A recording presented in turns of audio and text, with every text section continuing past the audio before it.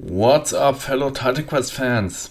This video is all about comparing Titan Quest 1 and Titan Quest 2. After playing the demo version, I can make a first assessment of the biggest changes. Lately, the Titan Quest 2 news have been quiet, and it's unclear when the monthly blog posts will resume. For most of the time they were released at the very end of each month, but the last two updates have been at random times during the month. So it's possible that the devs resume their regular updating schedule now. According to all of the blog posts, Titan Quest 2 aims to build on the strengths of its predecessor, Titan Quest 1.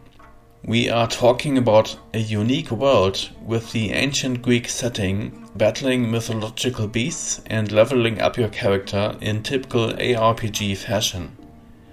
So let's talk about the major differences between Titan Quest 1 and Titan Quest 2. There are so many I don't know where to start. Let's begin with the most drastic change when comparing the two games. This would be the skill system. Each ability is highly customizable by using modifiers that are available for each skill. Even for the most basic things like your basic attack, the dash and barrier ability, there are modifiers available for that. This gives an insane level of customizability for your builds. You are able to specialize each skill according to what you want to do with your build. That is great. Titan Quest 1 in comparison had a very limited level of customization when it came to skills. You could choose 2 masteries, and among those you could pick some core skills for your build to use. These skills sometimes had 1 or 2 extensions which gave additional bonuses, so it was a no-brainer to skill these extensions as well. Titan Quest 2 is worlds apart from this old system, and that is an extremely good improvement. A huge part of the game's fun is to build your character and level it up, so the wide variety of modifiers are a big factor for that. The new potion system is a game changer. The health and energy potions replenish themselves in Titan Quest 2.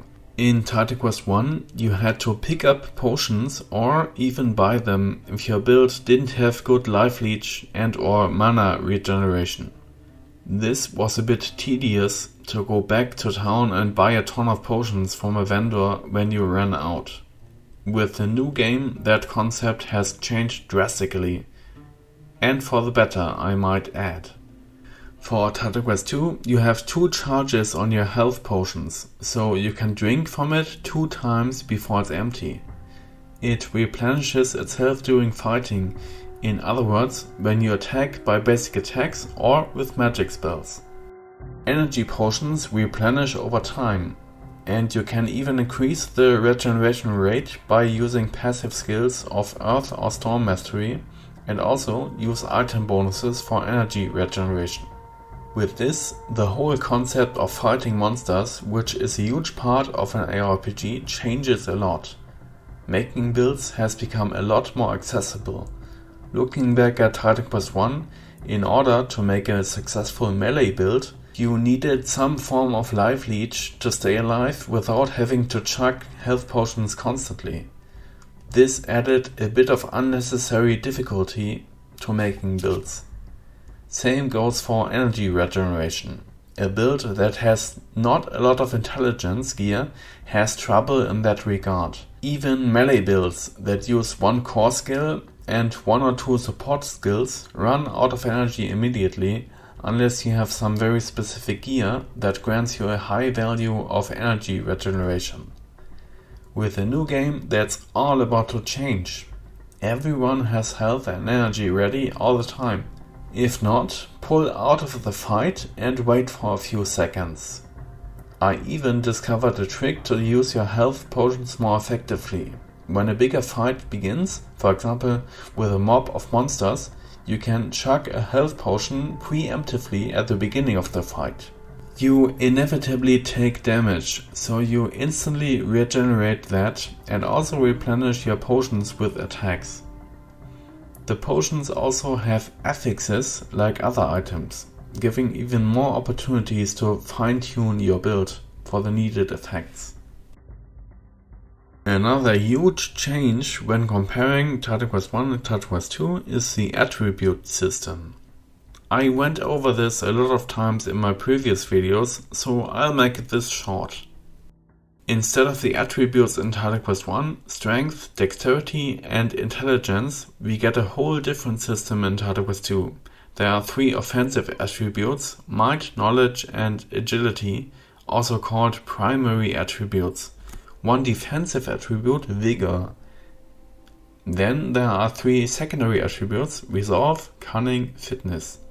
Your value and combination of primary attributes determine your value for your secondary attributes. These scale the different damage types directly. Titan Quest 1 had a totally different system, for example the defensive stats. Titan Quest 1 had offensive ability and defensive ability. Your value in offensive ability determined whether your melee hit landed on an enemy, depending on their value for defensive ability, and vice versa. Honestly, it was for many builds hard to pull off, and you needed very specific gear to even be able to melee hit your enemies. Even for veterans in build crafting, this often proved to be a problem. In Titan Quest 2, that's all about to be thrown out of the window, thankfully. Your stat in the vigor attribute determines your health points and secondary resistances such as stun and entrapment resistance. Let's talk about the fighting system. In the demo, we saw even the most basic of enemies perform abilities that make sense. A boar charged at you after a second of wind-up time. An eagle made a dash attack towards you. Spiders shoot their nets. Skeleton mages cast their lightning spells. Most abilities are telegraphed by a green area of effect that shows you where the ability will hit, right before it does. You only have a split second to dodge, which is very cool. It was announced in the blog post that the fighting system is getting a big rework. Monsters fight in factions, supporting each other in combat. I haven't seen too much of that in the demo version, but I'm sure in later stages in the game we will get fights where you need strategy to win. Another change is the customization of your weapons and gear in a cosmetic sense.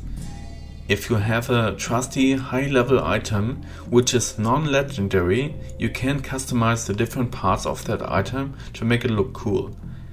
For example, you have a good spear with the right affixes, perfect for your build. You have some crafting items on it and now it's almost perfect. To make it 100% perfect, you can customize how it looks. The spear has a tip and a handle, so you can replace those parts of your item with parts of other spears. I would also love to be able to customize your character more, but I'm also good with the way it currently is. You can pick a body type and gender, which is fine. These are changes that are not impactful on gameplay, only for cosmetic purposes. Needless to say, in Titan Quest 1 you could not do any of that. In the blog post, the developers emphasized how they intend to build a handcrafted world that aims to give the player a sense of exploring a world, where you get rewarded for wandering off the main path by discovering hidden loot boxes or side quests. Even in the short demo version, it was so fun to explore the area and find hidden paths or discover some secret levers to open hidden doors. In Titan Quest 1, this was not really the case.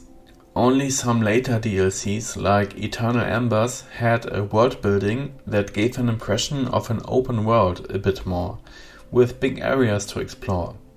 I think the world building aspect of Titan Quest 2 is a very strong improvement to Titan Quest 1, and the demo version showed that it works well. To sum it all up, it seems the Grimlore Games developers are pulling off everything they intended Titan Quest 2 to be. The game seeks to improve on the strengths of the franchise, namely Titan Quest 1 of 2006, which had a very original setting in Greek mythology.